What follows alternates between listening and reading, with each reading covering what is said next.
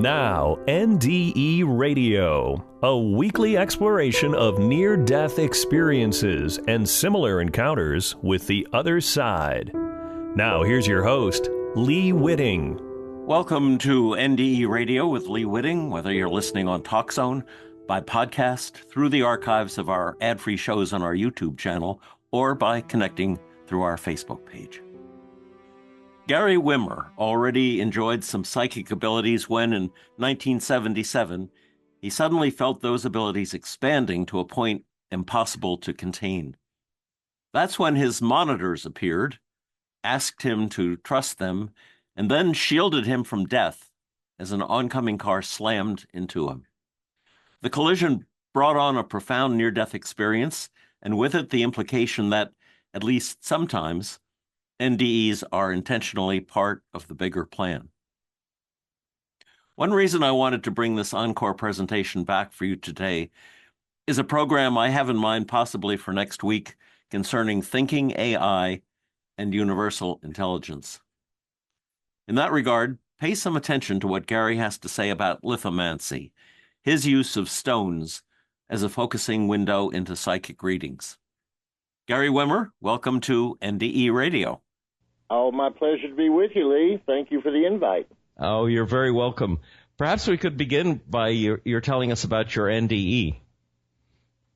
Yeah, it was the most incredible thing I've ever been through in my life, and as part of the IANDS, I'm sure you're aware of that, and from your own experience.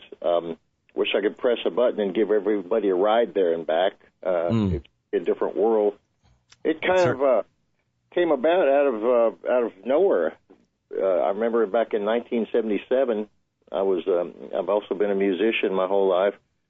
After touring with a band, I quit the band, and within 24 hours, I started feeling all this, be able to pick up things all the time about people and situations and hear what people were going to say before they said it. And actually, I remember reading the newspaper through someone else's eyes, the headlines. And this just started, from what I thought, apparently for no reason.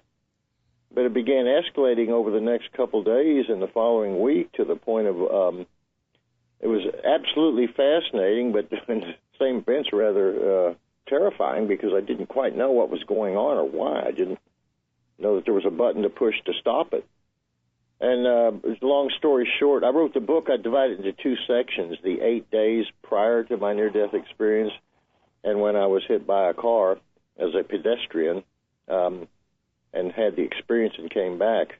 I named the book A Second Eternity because felt like I was there for an eternity, but I was only gone from the earth for, a matter of 5 seconds or so.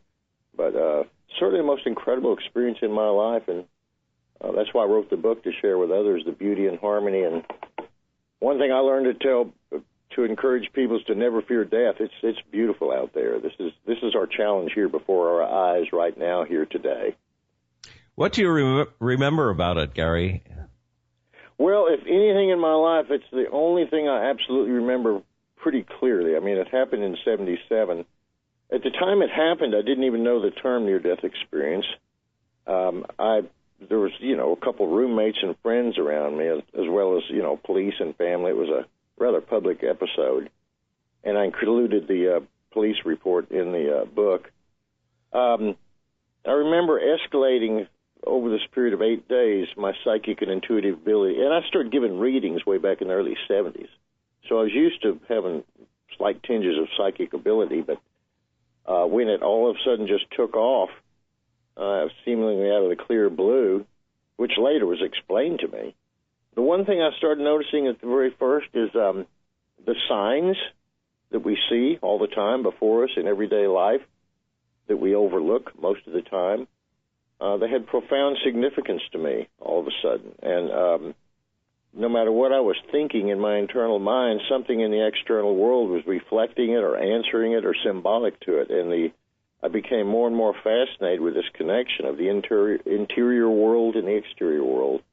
So reading the signs, seeing things, picking up things, it became very obvious to me by the second day. And by the third day, second or third day, I couldn't even remember what normal life was like.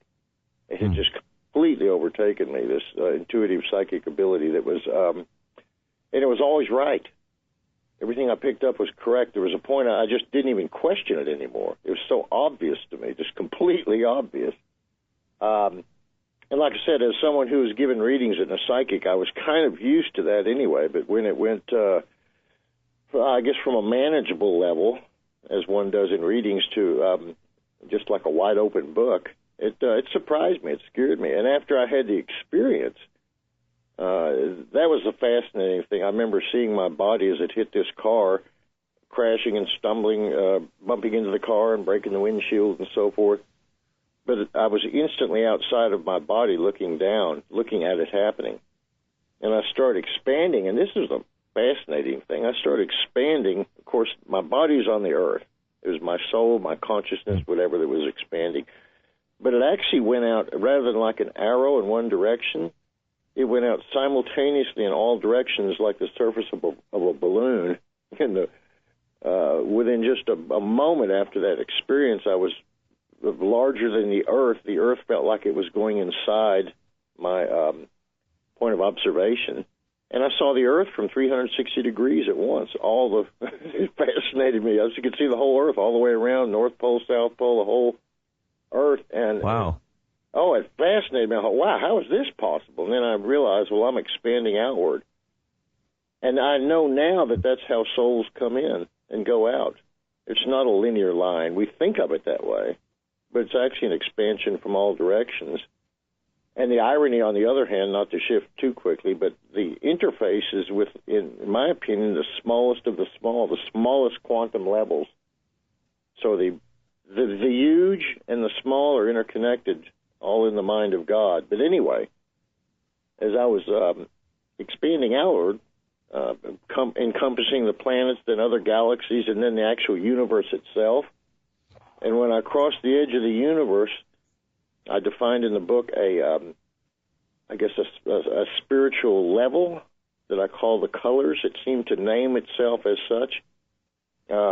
And the colors were basically a level of consciousness that we go through when we collapse into time and space to give us the ability to read the signs or connect back spiritually and psychically to the infinite mind from which we came. That's what it felt like to me. The whole time prior to having this experience, the 8 days of escalating psychic ability, I felt like I was being monitored, being watched by something. I couldn't tell what or who, and I certainly wanted them to appear and explain to me what was going on.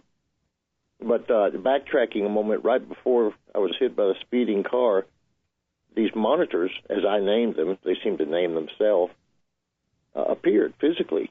As I was walking, we're actually racing down a street in Austin here, and they asked me if I trust them. Absolutely, yes, 100%. And then a second later, I was hit by this speeding car. Didn't feel any pain, but felt this, actually saw this shield of protection inserted between me and the car. It actually looked like something about 2.5 to 3 inches thick, like plexiglass.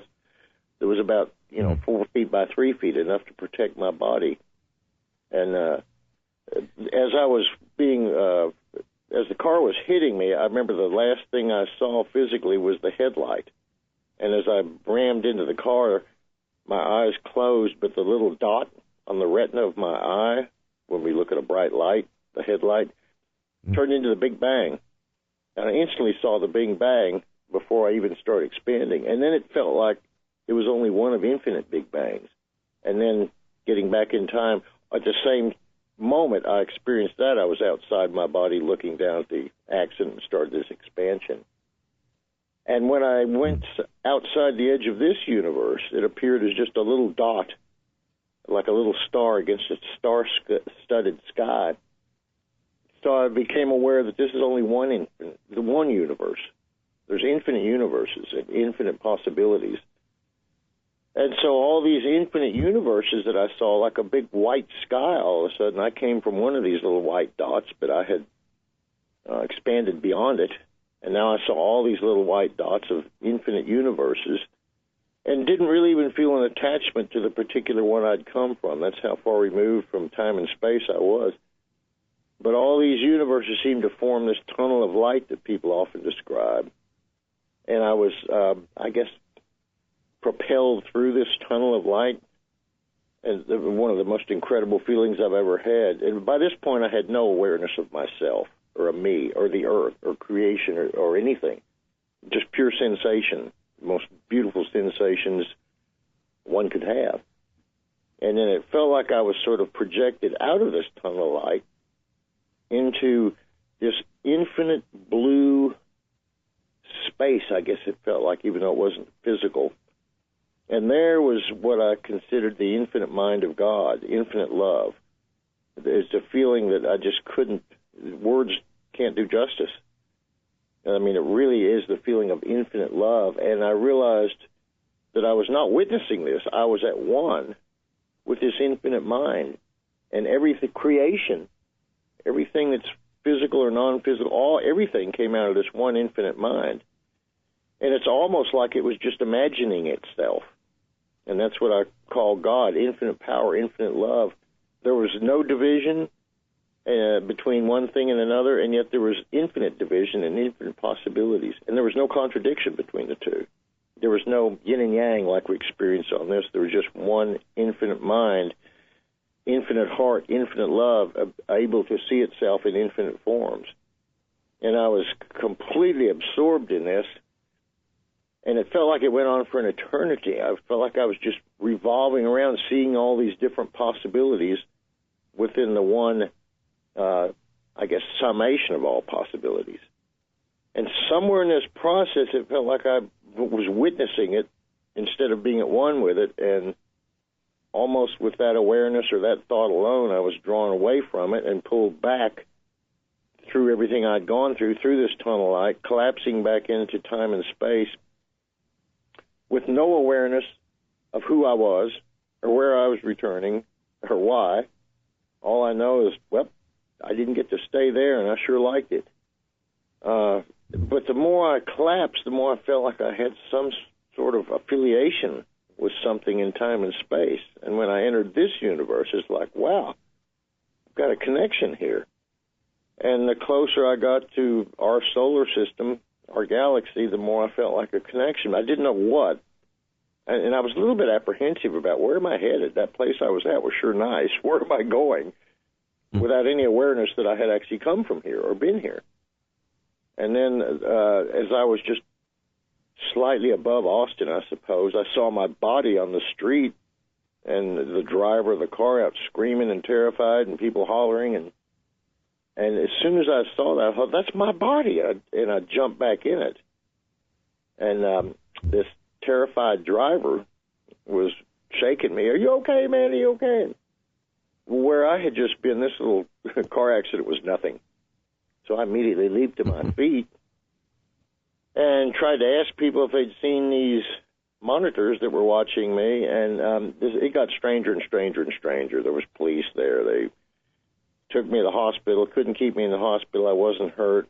Every time someone would ask me what happened, I explained to them what I went through, and I couldn't lie.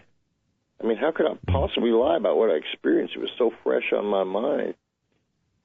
How would you describe these monitors? Were they like angels or aliens, or did they look like human beings?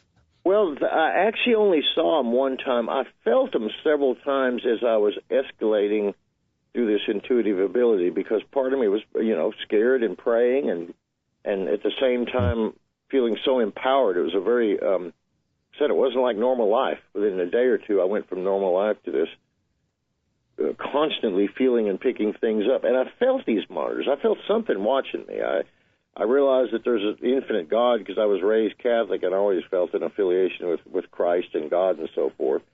Was an altar boy and all that. But at this point in time, it's like something was watching me. Something was checking on me. Something knew more about what I was experiencing than I was. And it gave me comfort. And there's many things during that period of the week when I felt them monitoring me that I did that are just rather strange. I could sit in a club with a friend of mine and with a pool table behind us, and I could tell every shot the pool players were going to make and be 100% and yet you didn't know that the car accident was coming? I saw several flashes of things in this week about police and an accident and lights, but I couldn't put it all together. I just thought, I guess I'm seeing flashes of something else. So, yeah, I started seeing premonitions of this days before it happened. But there was so much going on right before my eyes. I mean, a stranger could walk by and I could tell everything about this person's life. And it was like unsolicited, and it was like, okay, I realize I'm, like everybody, I have a certain natural psychic ability, but got, I guess, what's the word, accelerated to the point beyond absurdity, But I did feel these monitors, and that's what you were asking about.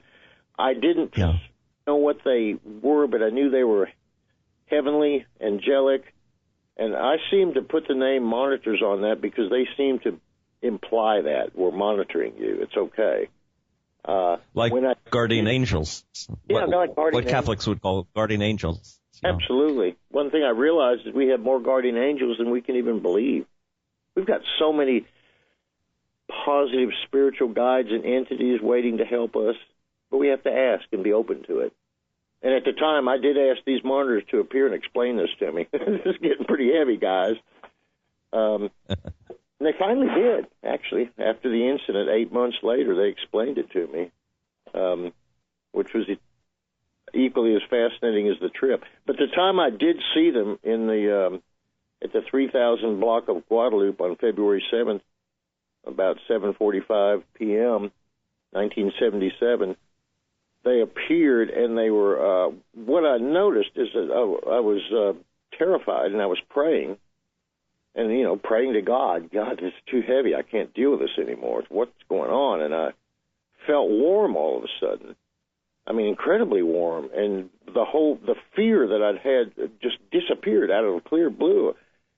And I looked up, and I saw this light shining down. And I was amazed. I looked at these people in the street who had observing me crying in the middle of the street, walking down the street terrified. I mean, there was a lot of witnesses to this. They didn't see it. And I looked back up, and then it appeared this light was actually coming down from the palms of the hands of these 7 entities, and they were dressed in sort of like gray robes, off-white. Their faces went from black to white, like pulsating, without any features.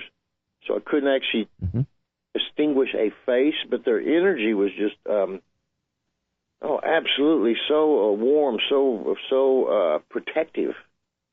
And they basically asked me in one uniform voice, they all spoke with one nice, warm, soothing voice, do you trust us?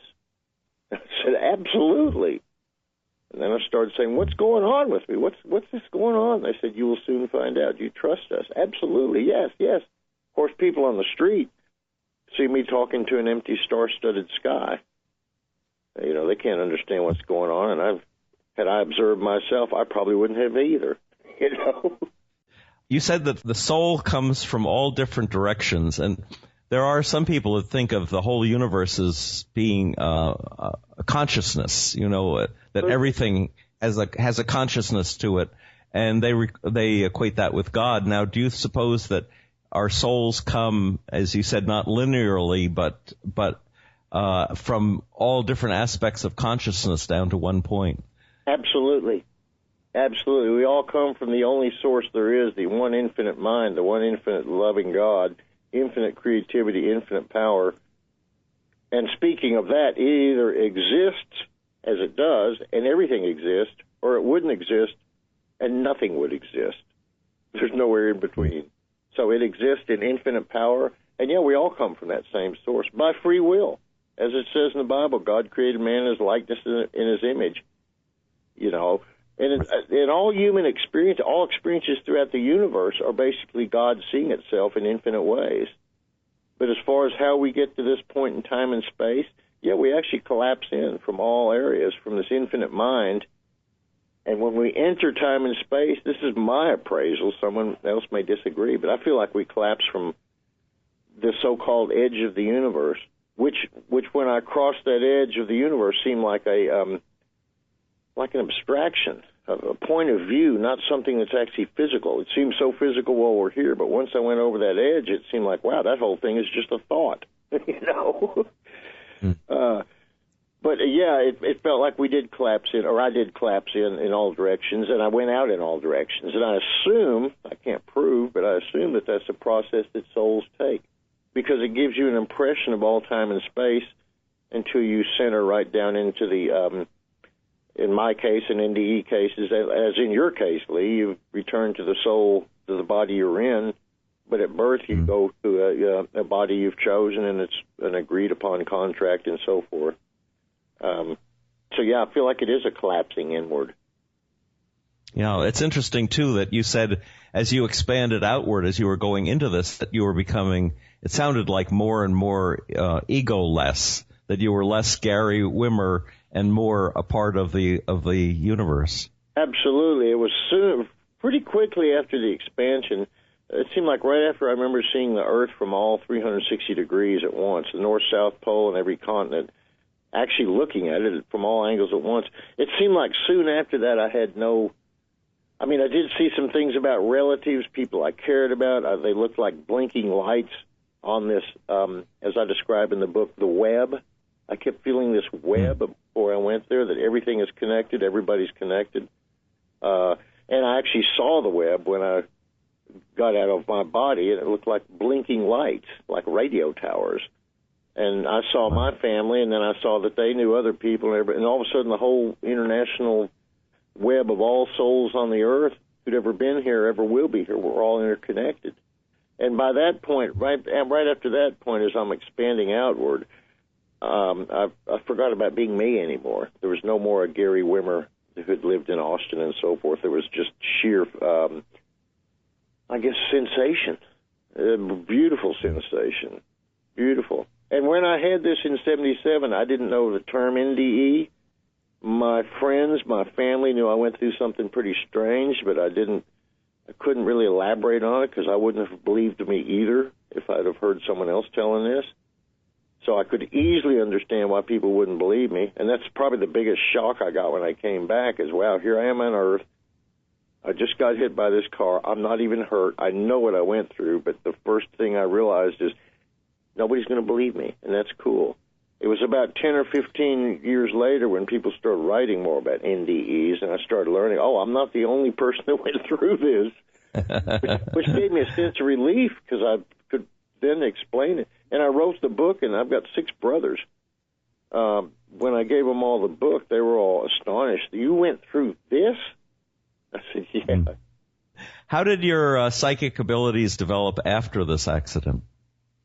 Well, one thing I clearly realized, and I still use to this day consciously all the time, is the fact that there's signs around us all the time.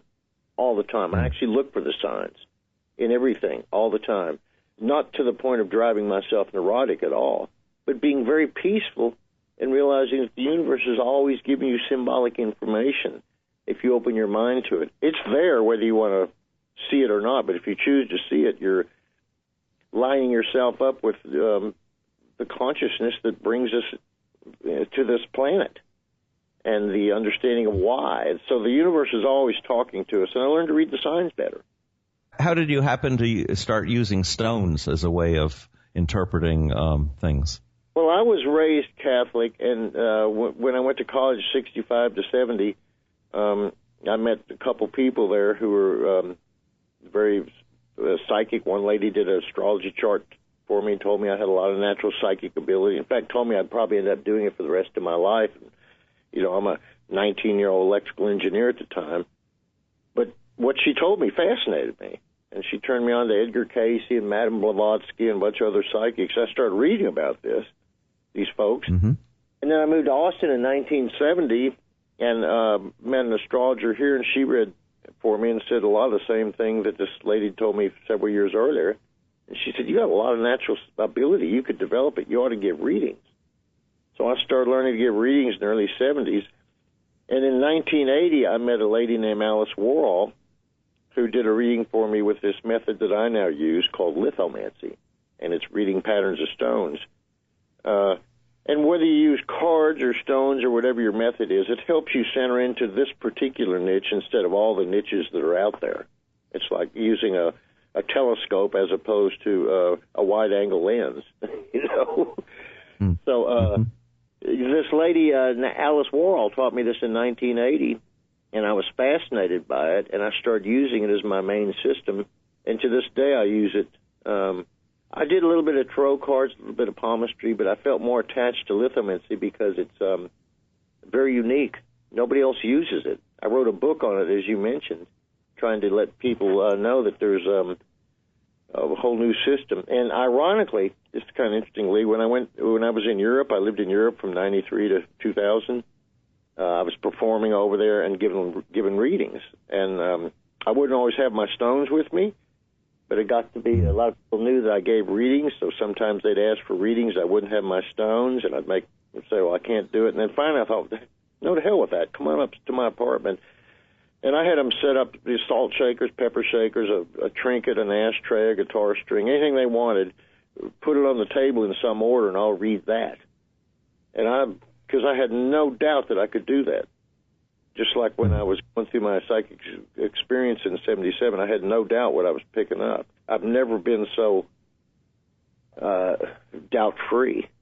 So I put myself into that space, and I'm not near as psychic as I was in that 1 week, but that 1 week was too much. I couldn't deal with normal life. Now I can. Yes. So, yeah, I started reading whatever the people would set up on a table, just like I was reading stones. It's all symbolism. If you learn to read the signs and see symbolism, you'd be surprised what you could pick up about yourself, about life, about what you're curious about. There's no limit to how much the mind and spirit can pick up. There's a limit to how much pizza we can eat and how long we'll live. But no limit. You can grow psychically. Well, if you're doing a reading for someone and you have these stones, do you have them arrange them, and then are you reading the pattern that they create? No, basically, if I do it in person, they drop them. I show them approximate height so they don't land in one pile or all over the room, which is about 6 or 7 inches, and they drop into a piece of leather that's about 3 feet long. It's tied in circles, so it makes a circle about 14 inches in diameter. And I read the pattern like a clock. When I do it over the phone or over radio shows, like I'm on Blog Talk Radio tonight on Psychics Gone Wild, I read short readings for people. They say drop. I drop the stones for them. That's the same way I do readings for people who, most of the readings I do are over the phone. And I practiced about 15 years ago. I was curious if I could do this over the phone. I called 3 people that I'd given readings to. They knew I was fairly good at it. So I said, I want to test and see if this system will work. And I invented on the spot a system. You say drop, I'll drop for you. It worked for the first 3 people. I thought, why question it anymore? It works. So I've used it over the phone for 15 years that way. My thanks again to Gary Wimmer for his detailed description of the NDE and his psychic abilities that he experienced before and after his fateful NDE. And check out his book, A Second in Eternity, concerning his NDE, and his book titled Lithomancy, both available from Amazon. If you'd like to hear this show again or any of our more than 500 archived, ad-free NDE interviews, go to TalkZone's NDE Radio site and hit the Past Shows button, or go to our YouTube channel, NDE Radio with Lee Witting, where you can subscribe to and comment on the complete NDE Radio library. And listen next Monday, 11 a.m. Eastern at TalkZone, for more NDE Radio. I'm your host, Lee Witting, saying, once again, thanks for listening.